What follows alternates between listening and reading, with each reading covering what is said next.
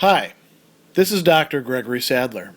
I'm a professor of philosophy and the president and founder of an educational consulting company called Reason.io, where we put philosophy into practice. I've studied and taught philosophy for over 20 years, and I find that many people run into difficulties reading classic philosophical texts. Sometimes it's the way things are said or how the text is structured. But the concepts themselves are not always that complicated, and that's where I come in.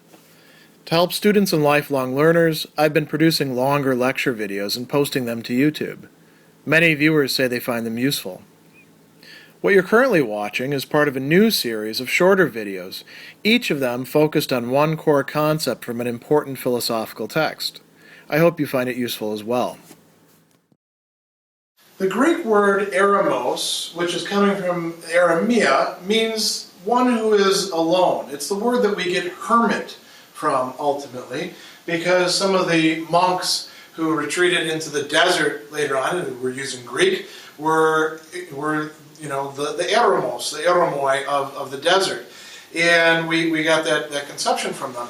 Epictetus is talking here about this very common experience of being in a state of eremia, in a state of forlornness, or we might say loneliness. The question is, what does solitude or being alone really mean? So, like I put here, what is the meaning of being on one's own? That has a lot to do with how being on one's own is actually experienced. It can be a good thing in many respects, or it can be a bad thing. Many people will do almost just anything to avoid being alone. They'll go out to a bar so that they don't have to be in their place by themselves. People turn on the TV for companionship. The internet now is a great place to go for all sorts of ersatz feelings of togetherness. This is just as much of an issue in Epictetus' time as it is in our own modern, alienated, lonely condition, which actually doesn't have to be that way for us. And I think actually is any worse than it was in Roman times. So the question is, how do we understand being on one's own? And so he's going to draw this vital distinction between being forlorn or being lonely and being alone. He says forlornness means ultimately being without help or resources. The Greek word for this is aboithetos. It's coming from a verb meaning to sort of rush to the aid of somebody else. It's used in a lot of combats and military discussions. But the idea is that the person who feels like they're sad and lonely because they're on their own, they feel that way in part because they can't rely on anybody else. In addition to that, there's some examples here that he gives and some other qualifications. He says that this often happens when there is a loss that a person endures of a relative, a close relative, like a father or a brother or a son, or a close friend, somebody who one relied upon. He actually says a friend with whom one shared a bed, meaning that there was a kind of intimacy and closeness there.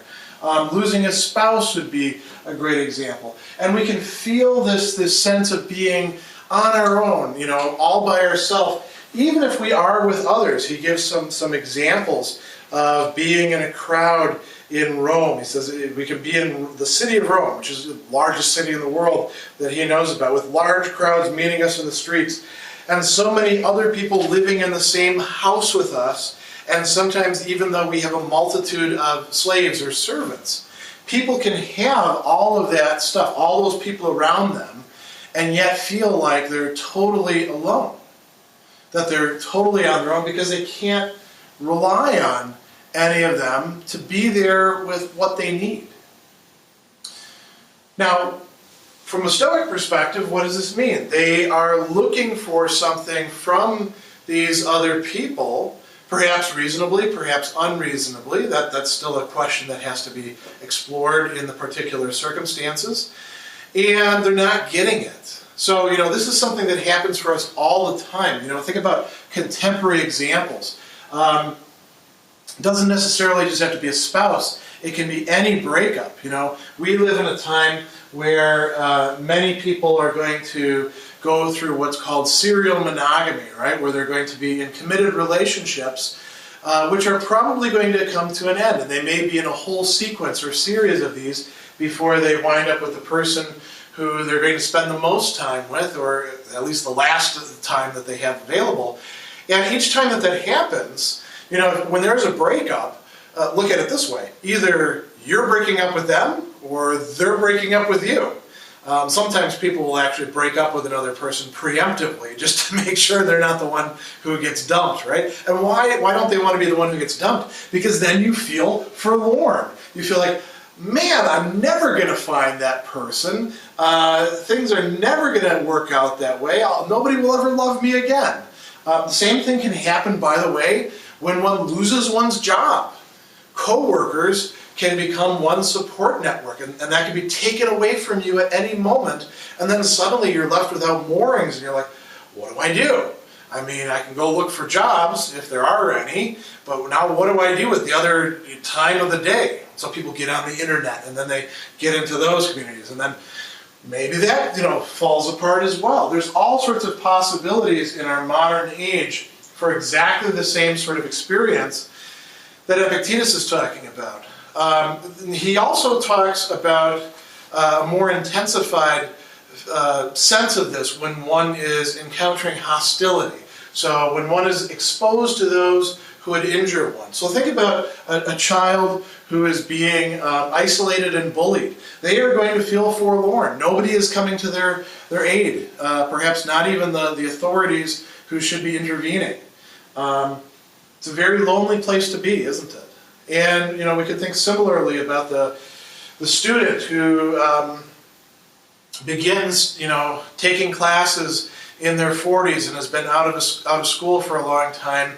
They're doing sort of job retraining, and they take some online classes. They don't know anybody. They're not quite sure about what they ought to be doing. It seems difficult to make friends in that sort of circumstance, and now they're having all this material thrown at them. That may feel very lonely as well. And so we can talk about lots of situations in which people are feeling this feeling. Now the question that Epictetus wants to ask us is it possible to be alone without being forlorn or lonely?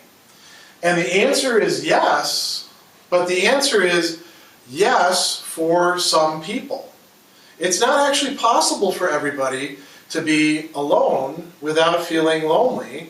Some people are in such a state that they can't be by themselves. And now the question is, well, why not? That's the interesting part from a Stoic perspective.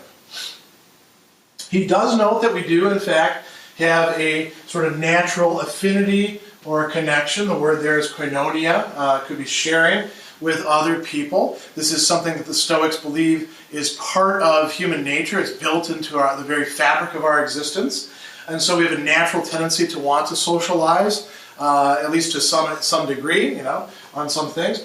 But it is also possible to be self-sufficient, to be able to communicate not just with other people, but with ourselves. Now, you can only really be up for that if, in fact, you like yourself. Otherwise, you're stuck with a jerk, or somebody who you're terrified of, or somebody who keeps on making stupid decisions that you regret and deplore. And then you don't want to be with somebody like that, right? So in order to be able to be the kind of person who can, in fact, be on their own and be okay with it, Epictetus, the Stoic, would say you need to do some self-development. You need to cultivate yourself so that you become a good person, the kind of person who actually wants to be with this person that you are. So he uses the example of Zeus. As Zeus is the Greek god who is sort of the stand-in for God, the capital G for the Stoics. And the Stoics, if you read this section, the Stoics, he's referencing a world conflagration. The Stoics believe that the universe would every so often, just be destroyed in flames and then be begun again. And Zeus would be there in the world conflagration. He would be there on his own, and he says, okay, so let's think about this.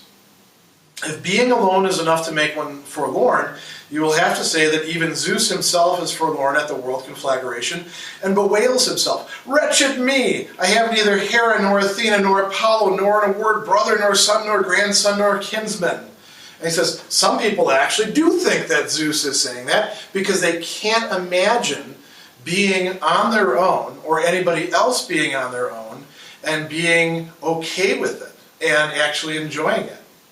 What does Zeus do? He says, Zeus communes with himself, is at peace with himself, contemplates the character of his governance, and occupies himself with ideas appropriate to himself. He can be on his own. Many other people can't. So we want to be able to be on our own, in part because we may have to be on our own a lot. Think about places where that's going to be the case. Riding the bus, going to the airport, sitting in your apartment, doing your homework by yourself, all these sorts of things. Going to certain kinds of work where you have to be on your own. Of course, you're on your own with work, but you're still on your own. Do you have a sort of insatiable pathological need to automatically bring in connections to anybody whatsoever? Or do you have the freedom to actually be on your own and then connect with people when you choose to? That's the key question here.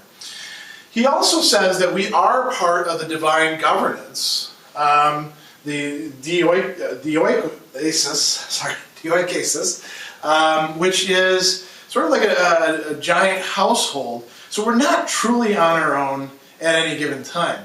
Because even when we think that we're on our own, there is also the divine, which we are in some way connected with. So we're not truly on our own, totally abandoned. But the person who doesn't see that would feel totally on their own if they don't have others, and they haven't made friends with themselves. There's one last thing that Epictetus says here, which I find particularly striking and interesting. And that's, he talks about the peace of Caesar, right? The imperial Roman peace. He says, behold now, Caesar seems to provide us with profound peace. There's no longer any wars, nor battles, nor brigandage on a large scale, nor piracy, but at any hour we may travel by land or sail from the rising of the sun to its setting. Can he then, here's the question, can he, Caesar, the political authority, the bureaucracy that he put in place, can he provide us with freedom from the other things that assail us? Can he provide us with peace from fever, from shipwreck, from fire, earthquake, and lightning? Can he give us peace from love, from sorrow, from envy? He cannot, from absolutely none of these things. But the doctrine of the philosophers promises to give us that peace from these troubles too. So, he says, when a man has this kind of peace proclaimed to him, who is it proclaimed by? Not by Caesar, by God, through reason, through our faculty of reason. This is something well worth keeping in mind. Those who are caught in crisis situations, in situations where society has broken down, of course, are not in a situation like what Epictetus is talking about with the peace of Caesar.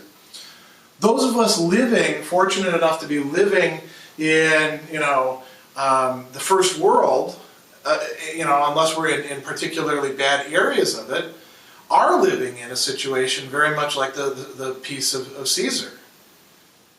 But all of that prosperity, all of this massive connection that's possible for us, we're allowing me to talk to you through the internet, for example, and you to draw this up anytime that you want, none of that's actually going to make us feel less lonely if we haven't actually learned how to deal with being alone, being on our own. If we haven't made, as I was saying before, friends with ourselves. Remember too, I have another video just on friendship, that Epictetus thinks you can't really be friends with somebody in a lasting way unless you are a good person, unless you've engaged in some moral cultivation and development, and are on a road at least to virtue, if not already virtuous. In part because you're not going to remain constant. Things are going to come in between. It's the same relation with oneself.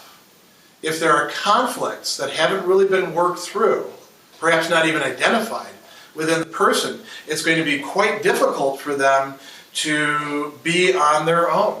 So that applies just as much in our time as it does in Epictetus' time in the peace of the Roman Empire.